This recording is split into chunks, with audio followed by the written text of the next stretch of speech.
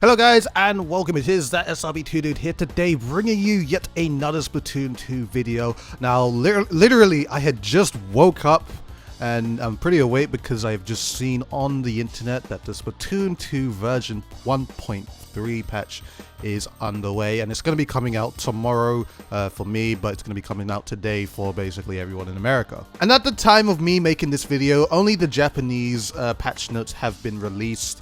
And just checking through it, I noticed one thing specifically that caught my eye and I think a bunch of you are going to be very happy about.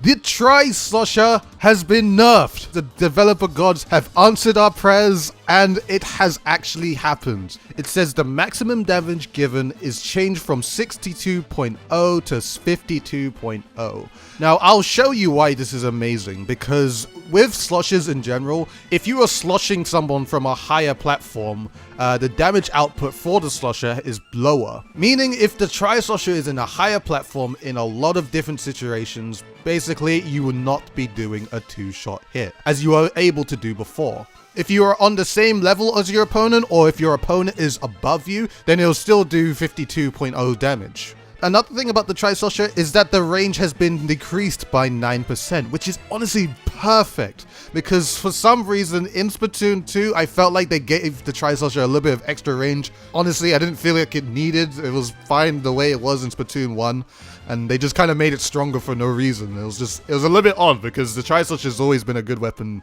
since Splatoon 1. It's a perfect damage output, it's a perfect amount of range. I feel like it's balanced now.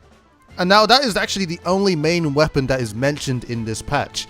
The rest are actually just a bunch of special weapon changes, and I'm gonna go through them with you right now.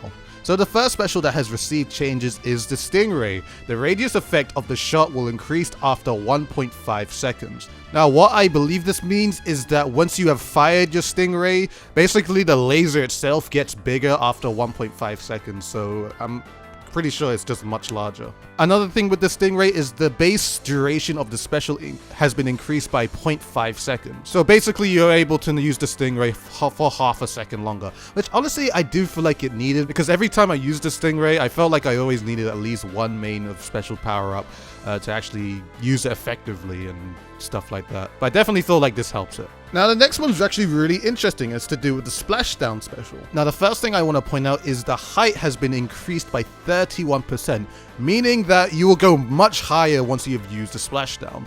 Another thing that I want to mention is that the time in the air has decreased by 10 frames, which means once you come up, you go down much faster. With these two things, basically the Splashdown is a much faster special. You basically go up really high and you come down really fast. The minimum blast damage has also changed from 40 to 55, which is much higher. It's been basically buffed, just much more.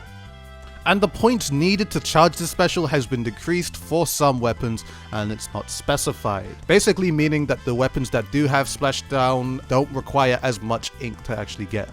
The next one is the Baller. The knockback received when you have been shot has been decreased. Basically, when you're being shot, there is less knockback and you're a lot more resistant to people shooting you.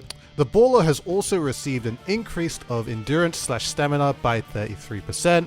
Basically, you have more stamina, you can last for a lot longer. The radius of the damage and pain has been increased 17% and respectively by 7%. So the damage radius has been increased by 17% and the paint spread around has been increased by 7%.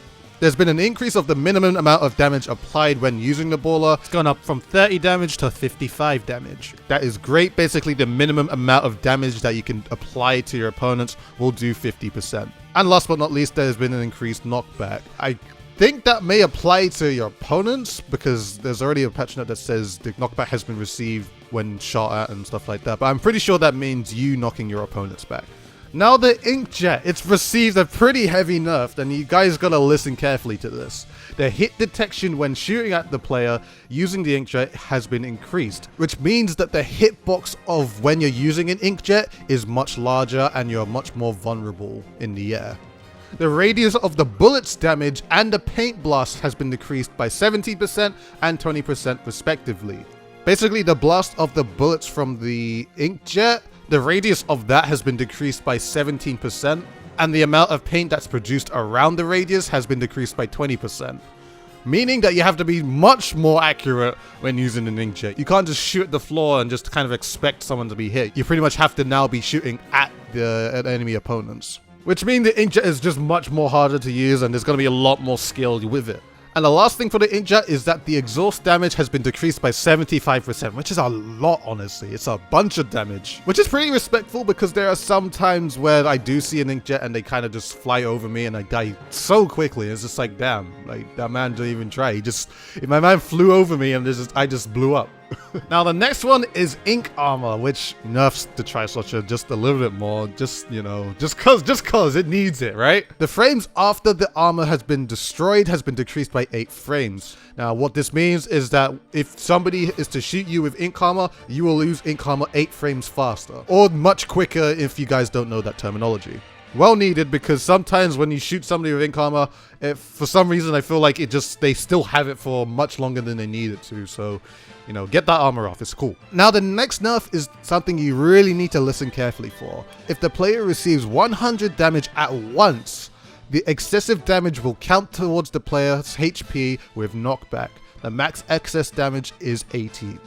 Now what I can take from this, basically if you do 100 damage or more towards the player that has ink armor, they'll receive a certain amount of damage out of their ink armor and a bunch of knockback. And basically the max amount of damage they can be inflicted with, depending on however powerful the force is towards the person with ink armor, is 80 damage. So they'll be left with basically 20 HP after the ink armor. This is something that's going to help chargers a lot more with ink armor, because if you fully charge with a charger and shoot somebody with ink armor, they're going to be knocked back and they're going to receive damage for it. This would mean that you can just go for a half charge right after you've blown their ink armor off. And the last special is Ink Storm. The radius of the Ink Storm has been increased by 13%. Basically the Ink Storm is much wider now.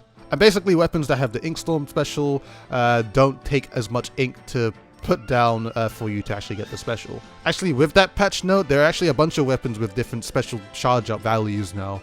Many of which, like the Aero Spray, the NZAP, the Splattershot Pro, the 96 Cal, the Blaster, the L3, the Carbon, there's the regular roller, the E-liter, the Goo Tuber, the Umbrella, the Rapid Blaster, all the Splat charges. It's not too significant because looking on from this, the majority are just 10 points of ink to be laid down or laid on for you to actually get this special. So it's not the most significant thing, but I'm going to show you guys this just so you guys know. There's also been a couple changes with the sub-weapons. First of all, the Sprinkler. Ink is released in 3 stages. The middle stage has been increased in duration by 5 seconds. Honestly, how it's been translated and how it's worded, I just don't know what that means, honestly. But what I think it means is that when, in a specific stage when the Sprinkler is shooting ink, the duration for that type of stage has been increased by 5 seconds. That's what I think it means. Do not quote me or anything, because honestly I don't know. This is being translated from the official Japanese one, and how I guess they word stuff from the English version and the Japanese version is it's different. Another thing for the Sprinkler is that the ink consumption has been decreased from 80% to 70%, basically meaning the Sprinkler is now 10% more efficient. The point sensor has an expanded radius by 20%, which means when you throw a point sensor, it will be able to detect a much wider radius. And there's also a reduced amount of time after from throwing a point sensor. Basically, when you use a sub-weapon, you notice that there's a white bar in your ink tank. That is basically the delay of when you can actually start recovering your ink tank. Shoutouts to P Jiggles for showing an example of this.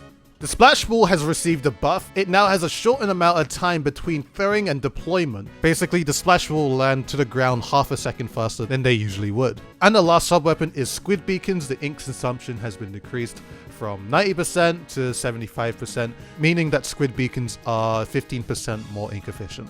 But basically, these are all the main patch notes that we really want to know. It's basically just the Tri-Slosher and the special weapons. The rest are just a bunch of, regular changes to the game of stuff like that. I think there was a glitch on Sturgeon Shipyard that's been fixed and whatnot, and a bunch of other stuff for Salmon Run, and you guys will find that out soon. So anyways, hope you guys have enjoyed this video. Please, if you did, please like, favorite, comment, and subscribe to the channel if you have not already. Follow me on Twitter and Twitch, both in the description below. Do it for both of you feeling generous.